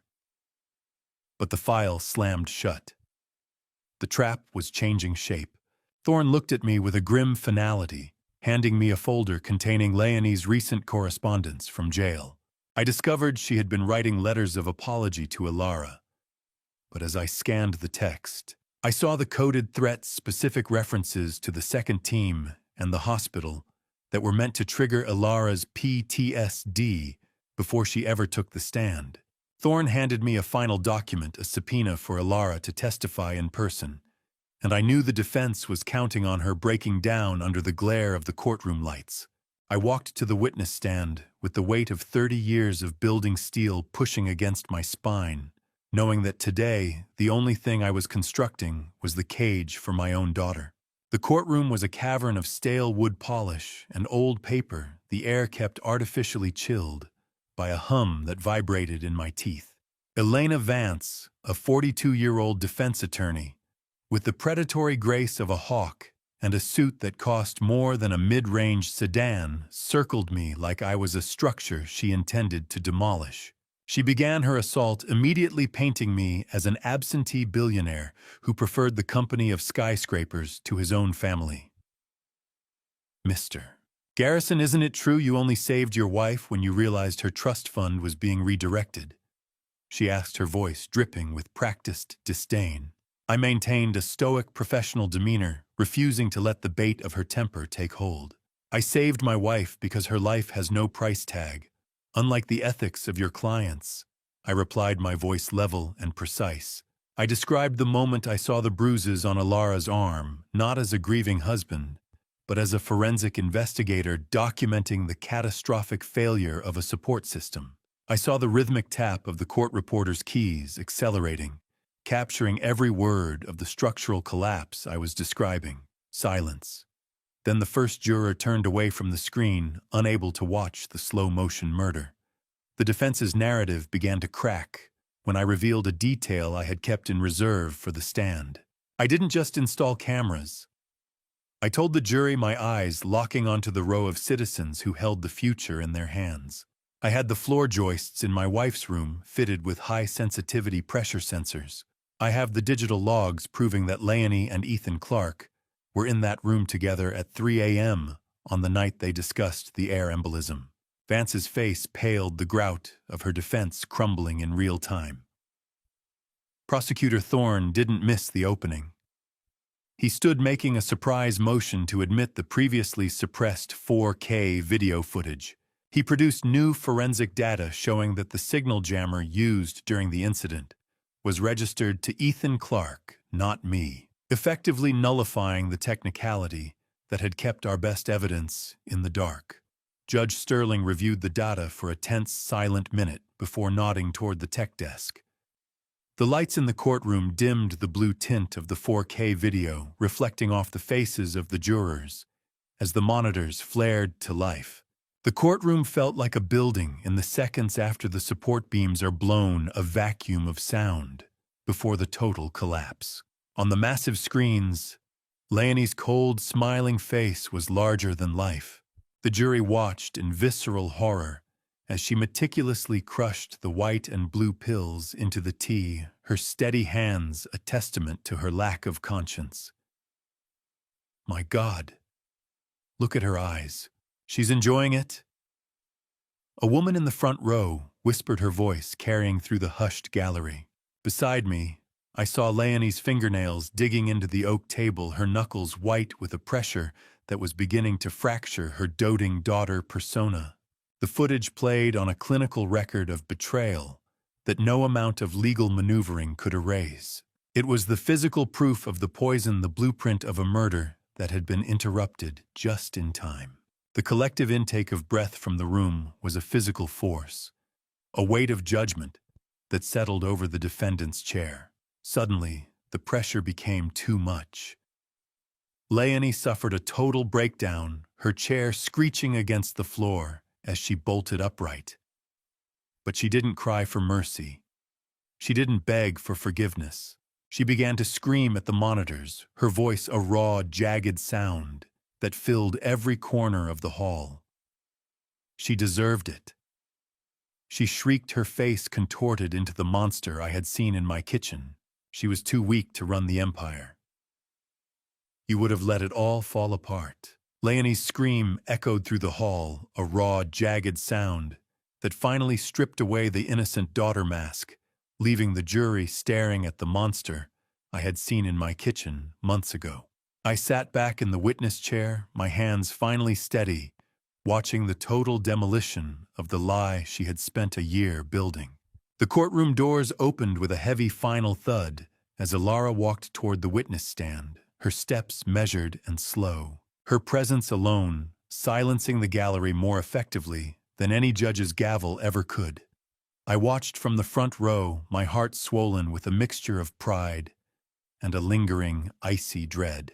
The heavy scent of old wood and floor wax hung thick in the air, a sensory reminder of the institutional weight of the law. Ilara took her seat, her back straight. Despite the chemical war her body had barely survived. She didn't look at the defense table where Leonie sat slumped, but she testified with a quiet, devastating clarity that made the jury lean forward as one. She described the physical sensation of the scopolamine, the feeling of being buried alive, while watching her own daughter move through her home like a scavenger picking over a fresh kill. I am not a victim of Alzheimer's. I am a survivor of my daughter, she said, her voice resonant and firm. Every day she told me I was disappearing, she was the one erasing me. During her impact statement, she dropped a final piece of structural evidence that Leonie's team hadn't accounted for. Ilara revealed she had hidden one working micro-recorder Leonie missed in the bedroom lining, which had captured Ethan and Leonie discussing which crematorium would be least likely to check for chemical residue after the air embolism. It wasn't the medicine that broke me. It was the smile on her face while she served it. Guilty. The word hung in the air like a falling girder. The dry, paper-like sound of the verdict being read by the clerk felt like the first breath of clean air I'd taken in a year. The jury returned with a guilty verdict on all counts: attempted murder, aggravated financial fraud, and conspiracy. Leonie sat frozen, her doting daughter act, completely incinerated by the weight of the recordings. Judge Marcus Sterling, a man whose 70 years of life were reflected in a face that looked like it had been carved from the same granite as the courthouse itself, stared down at Leonie with an expression of pure, objective disdain. He didn't offer the platitudes of a family counselor. You treated a human life like a line item on a spreadsheet, Leonie. Now the state will do the same with your freedom, he declared. He noted the extraordinary cruelty involved in the calculated chemical manipulation of a parent. When he handed down the sentence, 22 years in federal prison, without the possibility of parole, the gallery remained hushed, the finality of the gavel strike sounding like the closing of a tomb. I watched as his daughter was led away, the metallic click of handcuffs echoing against the oak paneling. I felt no anger, only the cold satisfaction of a builder who has finally removed the rot from a foundation so a new structure can rise. The cuffs clicked. The cage door didn't just close, it was welded shut. As Leonie was dragged out, a final structural collapse occurred within the conspiracy. Ethan Clark's lawyer stood up to announce that his client had officially turned state's evidence against the rival developer who had funded the gamble. The entire syndicate was falling like a house of cards built on sand. I stood up and reached for Alara, the cold weight of her hand in mine finally starting to warm. 22 years. It's time to go home, Alara, I whispered. She leaned against me, and for the first time the trembling in her fingers seemed to subside. We walked down the courthouse steps into the bright Minnesota sun, the blinding glare reflecting off the marble as we left the circus behind. I didn't look over my shoulder. I didn't need to see the cruiser pulling away or the reporters scrambling for a quote.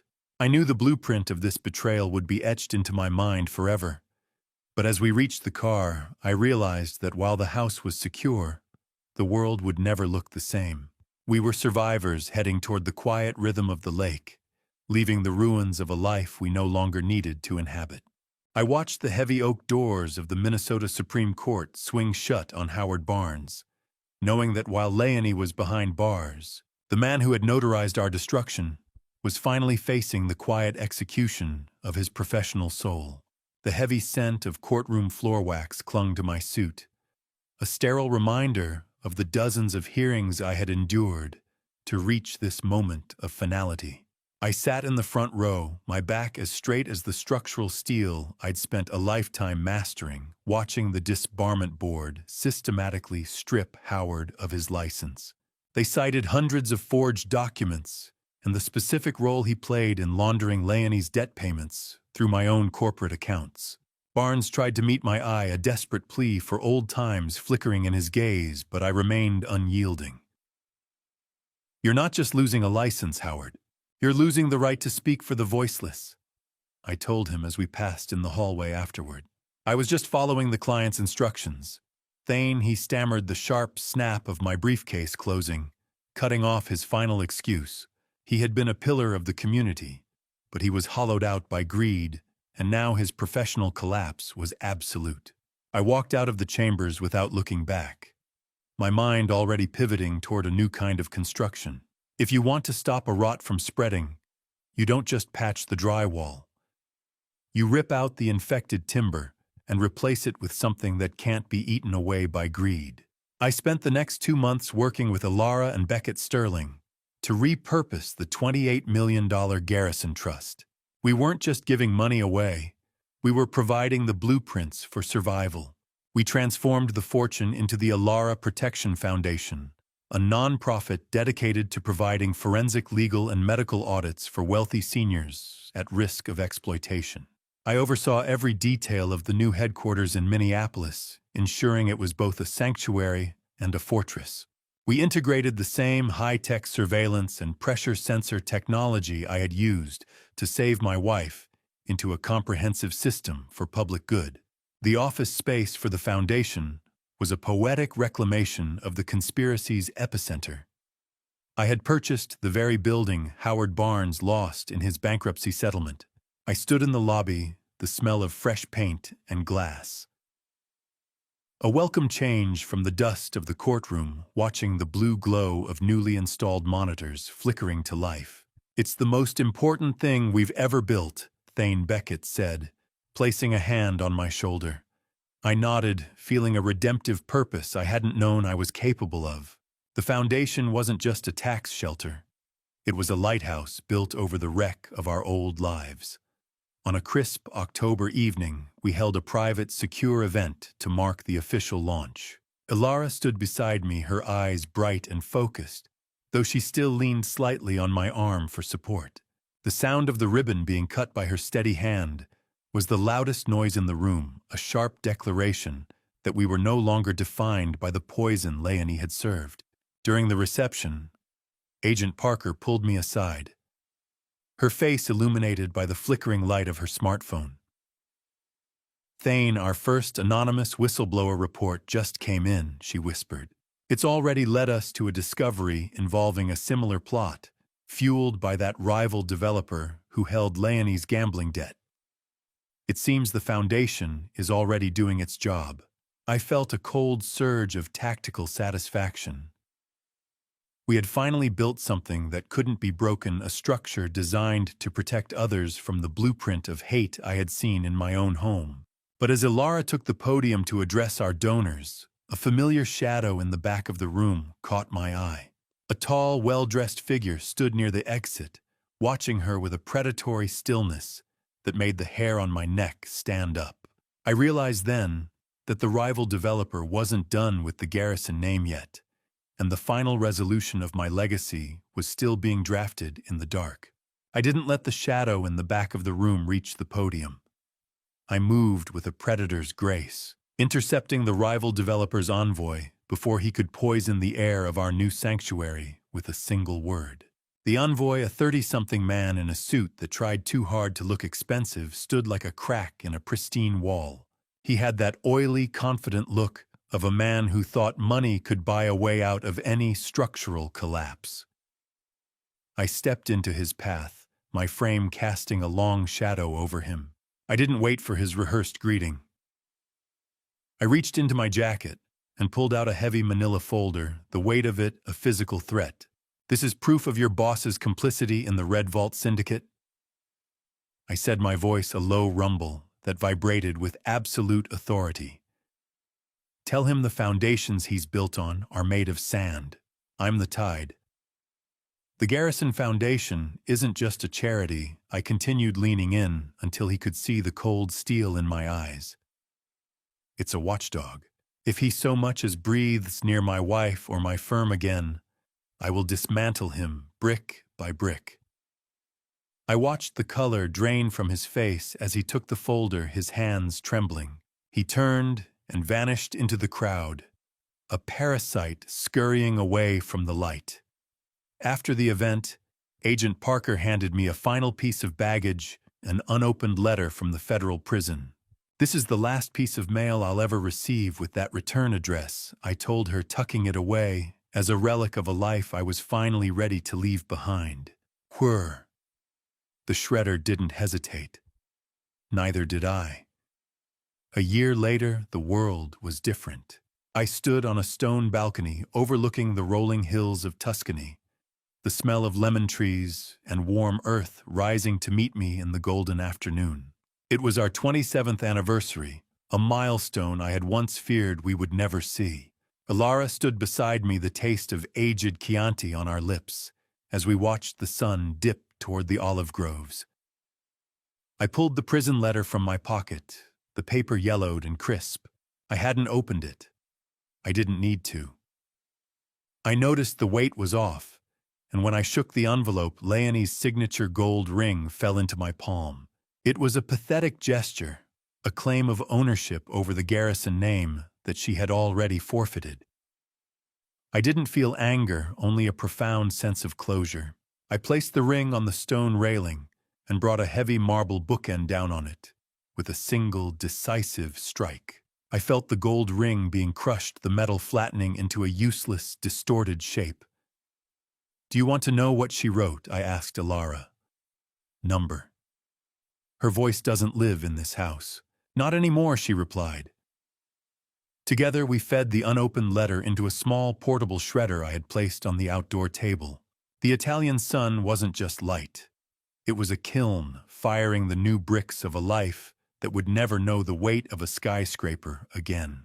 The mechanical hum of the shredder was a final rhythmic erasure of the monster that had once shared our blood.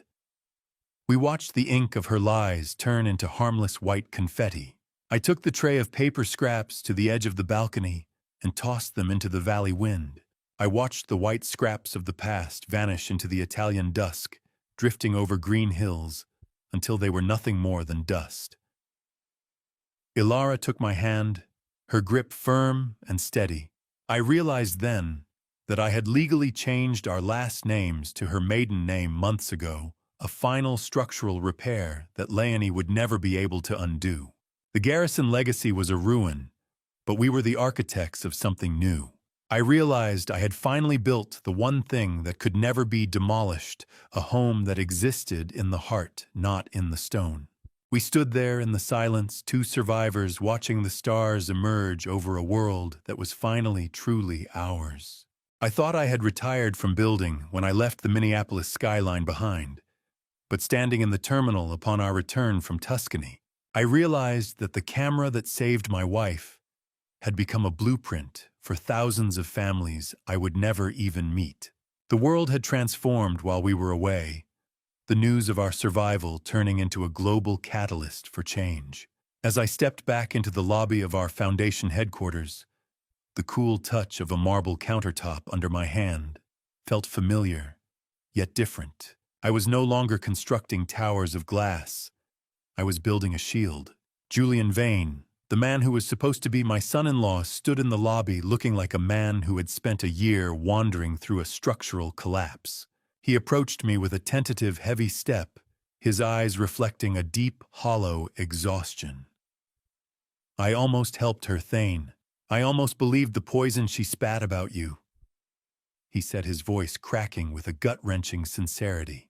Julian revealed that Leonie had attempted to reach out to him from prison to ask for bail money, using a secret account I had missed, but he had turned the details over to the FBI instead of replying.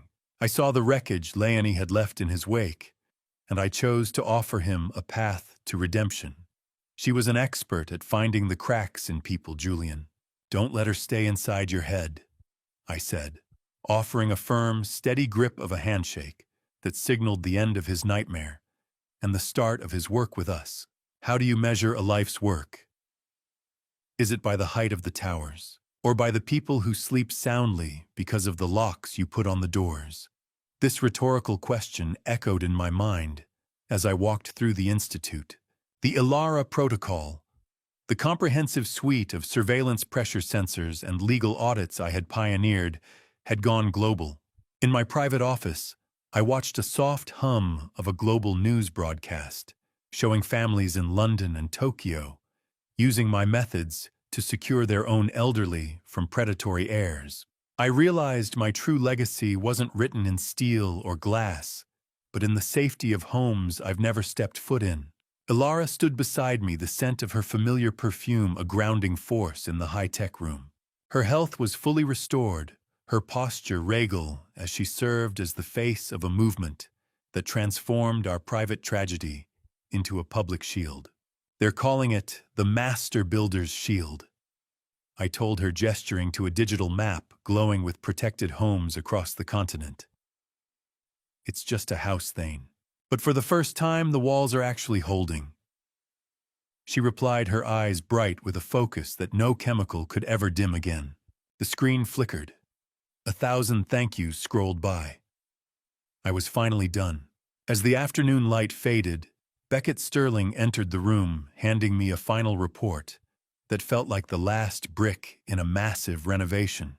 The data showed that the foundation's relentless legal work had finally bankrupted the rival developer's estate, effectively erasing every trace of the syndicate that had tried to dismantle my family. The structural integrity of our lives had been restored, and the predators were gone. I looked at the portrait of our family on the wall, the new one where only Ilara and I remained. And I knew that while the name Garrison was gone, the foundation I'd built would stand long after the skyscrapers turned to dust. The weight of 40 years of building for others had been replaced by the lightness of a home that no one could take away. I stood by the window with Ilara, watching the first snow of the season begin to fall over the city, knowing that the blueprints were safe and the structure was sound. I was finally truly home. The ice on Lake Minnetonka groaned under its own weight, a deep, resonant sound that once would have made me check the structural integrity of the world. But tonight, it was just the music of a winter I was finally at peace with. I stood by the large window of our lakeside retreat, the crisp, cold smell of pine and snow clinging to the glass. The warmth of a wood-burning stove radiated through the room, casting a soft amber glow that chased away the shadows of the past year. I watched the glint of stars over a frozen horizon, feeling a stillness in my bones that no skyscraper could ever provide. Ilara moved through the kitchen behind me, her silhouette fluid and graceful as she prepared a simple dinner. There were no caterers tonight, no polished silver or forced smiles.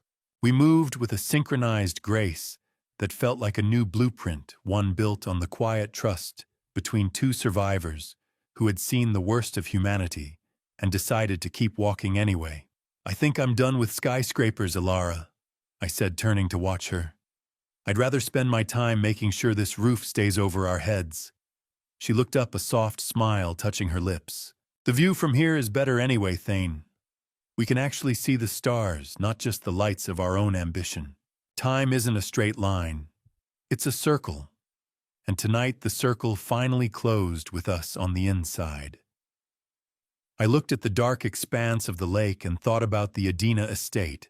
I had systematically deconstructed that house brick by brick, selling the materials and the land to fund a massive expansion of our foundation.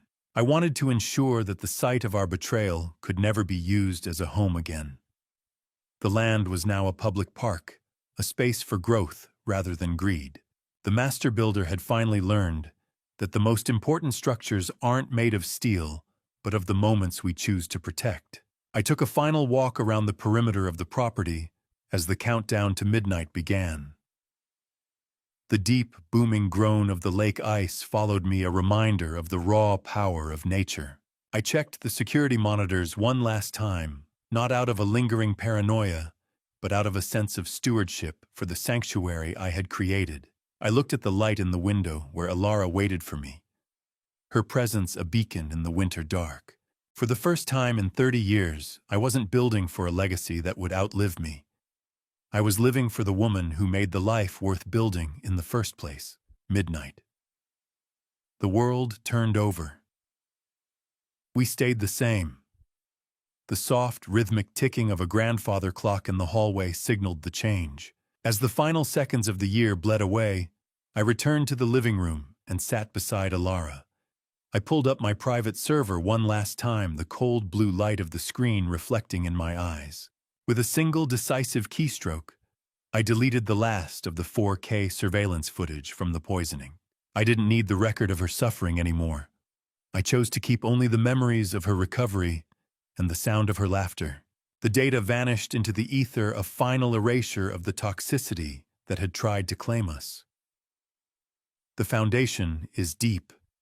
The walls are true, I whispered more to myself than to her. Ilara leaned her head on my shoulder, her hand finding mine. "Let the new year come, Thane. We're ready." Distant fireworks over the lake were just flashes of light against the black sky, silent explosions that couldn't reach our peace. In the reflection of the glass, I saw the only thing that mattered, a man and a wife who had outlived their own destruction. The project was complete.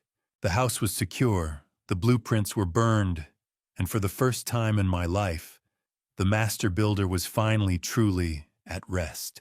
When I look back at this family story, I don't just see a crime, I see my own blindness. I built towers that could survive earthquakes, yet I ignored the tremors inside my own home.